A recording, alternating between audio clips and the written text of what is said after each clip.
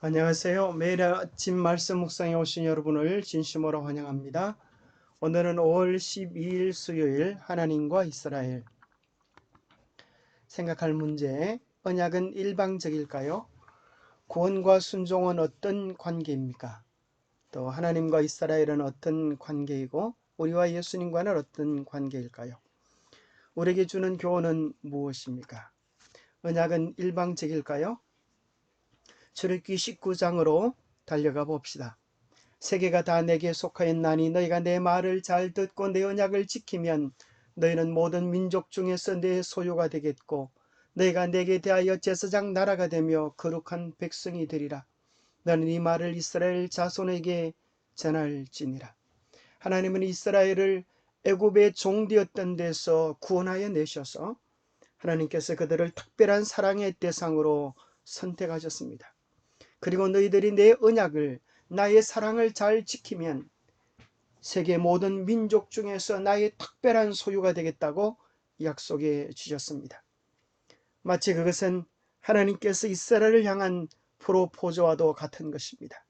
내가 너희를 이렇게 사랑하니 너희들도 나의 사랑을 받아주겠니? 라고 하시는 음성과도 같은 것입니다. 하나님께서 이 크고 놀라운 사랑을 보여주셨습니다. 사랑은 일방적인 것이 아니었습니다. 그분의 사랑을 받아들이는 것이 언약으로 표현되어졌습니다. 이 구절에서 여호와께서는 이스라엘 자손들과 맺을 당신의 언약을 제안하고 계십니다. 물론 여호와께서 그들을 부르셨으나 그 부르심은 그들의 선택과 상관없이 자동적으로 베풀어지는 것은 아니었습니다. 그들은 협력해야만 했습니다. 그들의 애굽에서 구원받을 때에도 그들의 협력이 있어야만 했습니다. 만일 그들이 여호와께서 명하시는 대로 문설주의 피를 바르지 않았다면 그들은 구원을 얻지 못했을 것입니다. 이곳에서도 마찬가지로 여호와께서 너희가 원하든지 원치 않든 간에 나는 너희를 특별한 보배와 제사장으로 나의 사랑으로 삼겠다, 그렇게 말씀하지 않으셨어요. 사랑의 관계는, 언약의 관계는 반드시 쌍방향의 합의가 필요한 것입니다. 구원과 순종은 어떤 관계일까요? 자, 우리가 순종하기 때문에 구원받는 것일까요?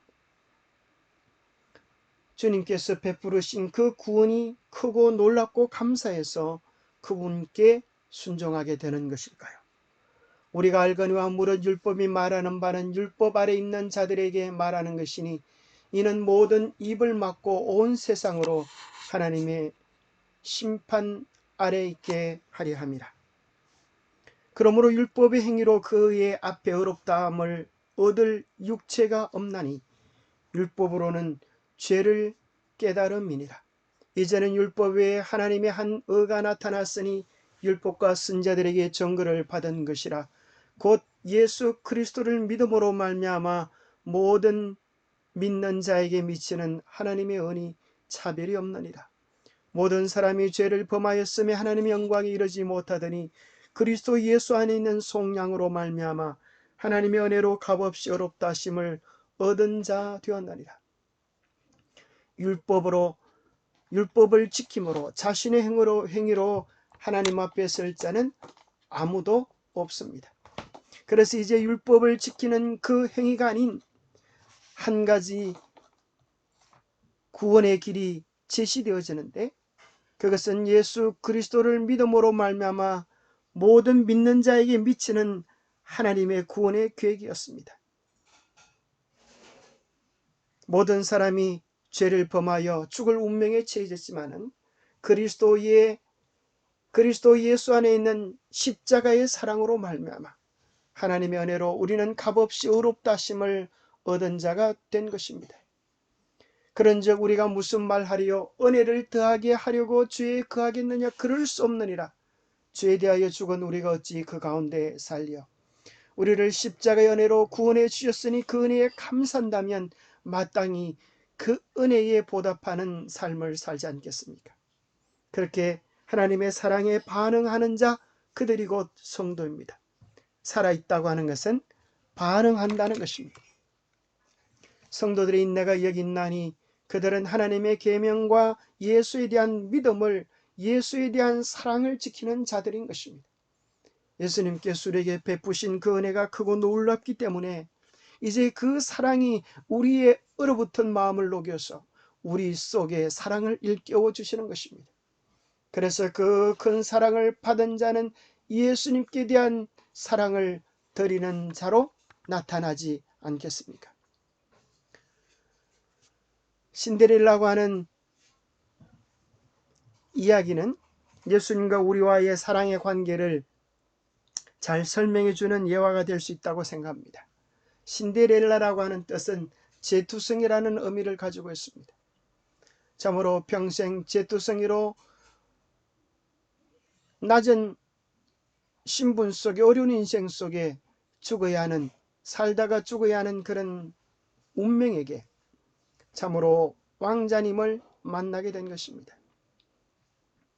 그래서 왕자의 그 프로포즈를 받고 결혼을 약속받을 때 이 신데렐라의 마음은 얼마나 가슴 뛰며 설레었을까요? 신데렐라의 주제가 오늘은 기분이 좋아 랄랄라 랄랄랄랄라. 여러분 이 노래 아십니까? 오래전부터 바라던 꿈이 이루어질 것 같아요. 우리의 마음속에 꿈꾸던 모든 꿈들이 예수 그리스도의 사랑 안에서 이루어지는 것입니다. 왕자의 사랑을 받고 또 프로포즈를 받았다 할지라도, 그러나 만약 그 사랑에 반응하지 않는다면, 그 언약에 충실하지 않는다면 그 행복이 유지될 수 있을까요? 전혀 불가능한 것입니다. 하나님의 언약은 다르게 말한다면 우리를 향한 하나님의 사랑의 프로포즈와 같은 것입니다.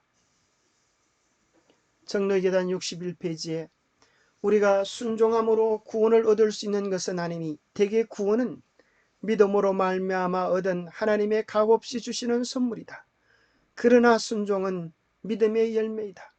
우리가 그렇게 놀라운 사랑, 구원을 받았다면 우리는 마땅히 그 사랑에 반응해야 하지 않겠습니까? 그 사랑에 대한 반응이 곧 순종입니다.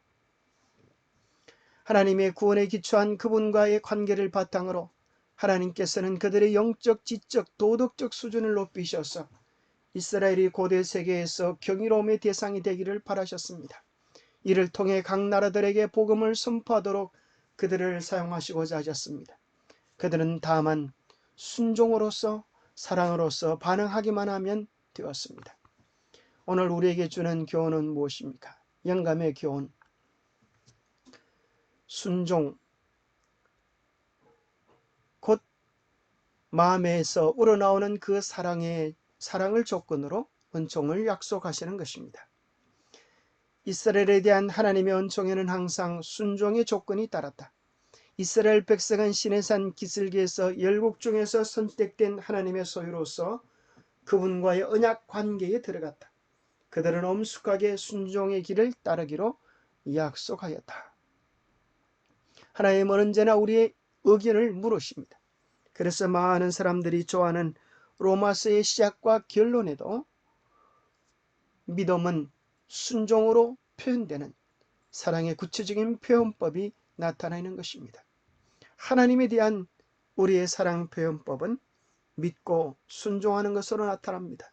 그래서 로마서가 시작되는 로마서 1장 서론에 그로 말미암아 우리가 은혜와 사도의 직분을 받아 그의 이름을 위하여 모든 이방인 중에서 믿어 순종하게 하나니, 로마서의 결론 로마서 16장에도 이제는 나타내신 바 되었으며 영원하신 하나님의 명을 따라 선지자들의 글로 말미암아 모든 민족이 믿어 순종하게 하시려고 알게 하신 복음이라고 소개해주고 있는 것입니다.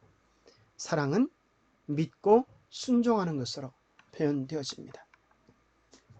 하나님은 오늘 우리에게 프로포즈를 하시는 것입니다. 여러분, 예수님의 프로포즈를 개인적으로 받는다면 우리가 얼마나 가슴 설레이고 떨리게 될까요? 여러분, 참으로 도무지 늘 바라보기만 했던 정말 멋진 분이, 나와는 상대도 안 된다고 생각했던 참으로 멋진 분이 그래서 감히 눈을 들어보지 못하고 멀리서 사모하기만 했었는데 그분이 우리에게 와서 아름다운 꽃을 내밀며 프로포즈를 청한다면 우리의 가슴은 얼마나 뛸까요? 이 세상의 그 어떤 사랑과도 비교할 수 없는 그 영원한 사랑의 주인공 예수 그리스도가 우리 개인의 마음을 향하여 프로포즈 하시는 것이 언약입니다. 예수님은 이렇게 말씀하십니다. 내가 너를 창조했다. 내가 너를 죄의 가운데서 구원하였다. 내가 너를 영원히 사랑하기를 원한다. 내가 너를 세상에서 만민 중에서 존귀하게 가치 있게 여기노라. 나는 너를 위하여 모든 것을 바쳤다. 나의 사랑을 받아들이고 너도 나에 대한 사랑을 지키겠니? 라고 요청하신다면 여러분 생각 좀 해봐야 되겠습니다. 그런 생각이 드십니까? 아니면 우리가 너무나 감사해서 하나님 그 크시고 놀라운 사랑을 제가 받아들이기를 원합니다. 저는 그 사랑을 지킬 믿음조차 없사오니 하나님 제 마음을 붙잡아 주십시오. 그렇게 말하고 싶지 않습니까? 그래야 어울리지 않겠습니까? 오늘 우리를 향한 하나님의 프로포즈를 소중히 여기시게 되기를 바랍니다. 기도하겠습니다.